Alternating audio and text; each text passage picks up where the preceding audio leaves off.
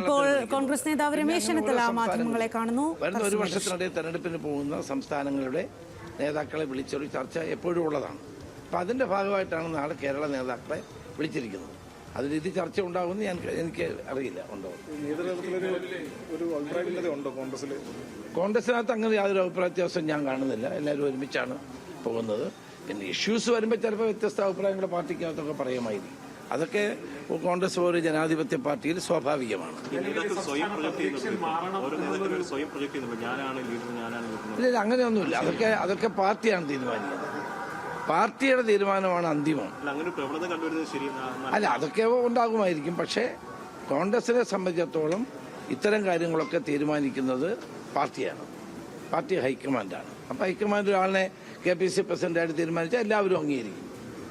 എന്നാൽ തലസ്ഥിതി തുടരണമെന്ന് പറഞ്ഞാൽ എല്ലാവരും അംഗീകരിക്കും. അതിൽ അന്തിമ തീരുമാനം പാർട്ടിക്കുള്ളതാണ്. അല്ല, ഞാൻ പറഞ്ഞ അതെല്ലാം തീരുമാനിക്കുന്നതും വിലയിരുത്തുന്നത് ഒരു അഭിപ്രായ ഐക്യം ഉണ്ടാക്കുന്നതും ഹൈക്കമാൻഡാണ്. ഹൈക്കമാൻഡ് അങ്ങനെ തീരുമാനമെടുത്താൽ എല്ലാ പാർട്ടി പ്രവർത്തകരും അംഗീകരിക്കും. ശശി തരൂരിന്റെ പ്രശ്നങ്ങളൊക്കെ പരിഹരിച്ചോ? അദ്ദേഹത്തിന് പ്രത്യേകിച്ച് ഒരു പ്രശ്നം ഉണ്ടായിട്ട് എനിക്ക് തോന്നുന്നില്ല. എന്ത് പ്രശ്നം? അത് അദ്ദേഹം തന്നെ പറഞ്ഞു. നിങ്ങളത് മുഴുവൻ വായിക്കാത്തതുകൊണ്ടാണെന്ന്.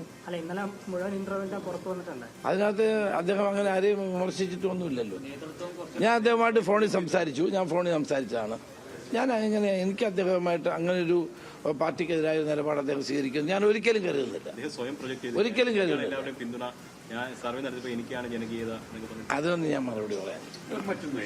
സംസ്ഥാനത്ത് ലഹരി മരുന്നിന്റെ വർധനവ് കാര്യമായി തന്നെ കൂടിക്കൊണ്ടിരിക്കുന്നത്. ലഹരി ഉപയോഗിച്ചുള്ള വർദ്ധിച്ചത് എന്താണ് കോൺഗ്രസ്? തീർച്ചയായിട്ടും അടുത്ത കാലത്ത് ഇറങ്ങിയ ചില സിനിമകൾ, ഞാൻ പേര് പറയുന്നില്ല, സിനിമകൾ വലിയ തോതിൽ ചെറുപ്പക്കാരെ വഴിതെറ്റിക്കാൻ ശ്രമിക്കുകയാണ്. മദ്യവും മയക്കുമരുന്നും ഉപയോഗിച്ച് വയലൻസിന് പ്രാധാന്യം കൊടുക്കുന്ന സിനിമകളെ സംബന്ധിച്ച് ഗൗരവപൂർവമായ ഒരു വിലയിരുത്തലും നിയന്ത്രണവും അനിവാര്യമാണെന്ന് ഞാൻ വിശ്വസിക്കുകയാണ്. ഇപ്പം തന്നെ ചേന്ദമംഗലത്ത് ഒരു കൂട്ടക്കൊലപാതകം ഉണ്ടായി. ചെന്താമരയുടെ കൊലപാതകം ഉണ്ടായി. ഇന്നലെ തിരുവനന്തപുരത്ത് വെഞ്ഞാറമൂട്ടിൽ 6 പേരെ കൊന്നു. എന്താ കുട്ടിയുടെ പേര്? കൊന്നു. ഇങ്ങനെ കൂട്ടക്കൊലപാതകങ്ങൾ നടക്കുന്ന ഒരു അവസരം കേരളത്തിൽ ആദ്യത്തേതാണ്. ഇതിനകത്ത് മദ്യവും മയക്കുമരുന്നും കേരളത്തിൽ വളരെ വ്യാപകമാണ്. ഇതൊന്നും നിയന്ത്രിക്കാൻ ഇവിടെ ഗവൺമെന്റ് ഇല്ല. ഗവൺമെന്റ് വിചാരിച്ചാൽ 1 മണിക്കൂറിനകം നിയന്ത്രിക്കും. ഞാൻ നിയന്ത്രിച്ച് കാണിച്ചു കൊടുത്തിട്ടുള്ള ഒരാളാണ്. 1 മണിക്കൂർ മതി കേരളത്തിൽ മദ്യത്തിന്റെ മയക്കുമരുന്നിന്റെ വ്യാപനം തടയാൻ. മുഴുവൻ ആളുകളെയും റെയ്ഡ് ചെയ്ത് പിടിക്കാൻ ഒരു തീരുമാനം ആഭ്യന്തര വകുപ്പ് എടുത്താൽ 1 മണിക്കൂർ കൊണ്ട് കേരളത്തിലെ ഈ മയക്കുമരുന്നിന്റെ വ്യാപനം തടയാൻ കഴിയും. അപ്പൊ ഗവൺമെന്റിന് അതിനകത്ത് ഇച്ഛാശക്തിയില്ല. മയക്കുമരുന്നിന്റെ കേന്ദ്രമായി കേരളം മാറുകയാണ്. അതിന്റെ അടിസ്ഥാനത്തിൽ എല്ലായിടത്തും അക്രമങ്ങളാണ്. വ്യാപകമായ അക്രമങ്ങൾ നടക്കുകയാണ്. കോൺഗ്രസ് നേതാവ് രമേശ് ചെന്നിത്തലയുടെ പ്രതികരണമാണ് കേട്ടുകൊണ്ടിരിക്കുന്നത്.